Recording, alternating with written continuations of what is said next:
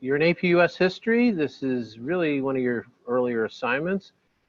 So you got this Google slide deck. This is your own copy of the Google slide deck. Up here at the top, the title will be a little different, probably include your name or something like that.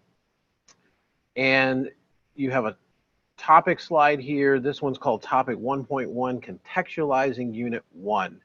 And so you want to think about what it means to contextualize, for things to be in context. In other words, when we study history, we need to know what's going on. We need to understand all of the factors that are going on economically, politically, how are people thinking about things, and so on. So think about context in literature. You know, when somebody says something, knowing where they're coming from, knowing what their job is, what they've been through, makes a difference in what they mean when they say something. Your second slide is the overview. Usually has a little bit of directions. This is where you've got the video from. And on this particular slide deck, you just have to do some things in the green slide. So what's nice about these slide decks is on the left is sort of like a table of contents. There's all your slides. There they are. So on the next slide, there's a couple of questions, and you can type them right in the white box on the bottom. Okay, so you can start typing. One thing is,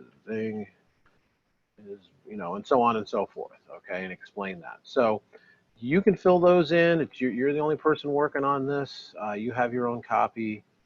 And for the context piece, and by the way, we're going to have a contextualization or contextualizing topic at the beginning of every unit. Just thinking about the background, what's going on.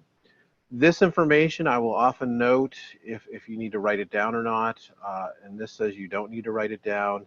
In fact, these key concepts, or you'll see KC a lot, you will also find them in your study guide overview agenda packet. So if we go down to contextualizing period 1, you know, there's a lot of that information. So on the contextualizing piece, there may not be a lot of notes, but this might be a good place to think about these kind of subtitles here, and you might want to think about a good place to start is, how would I write this into my own words? How can I show I know what this sentence means?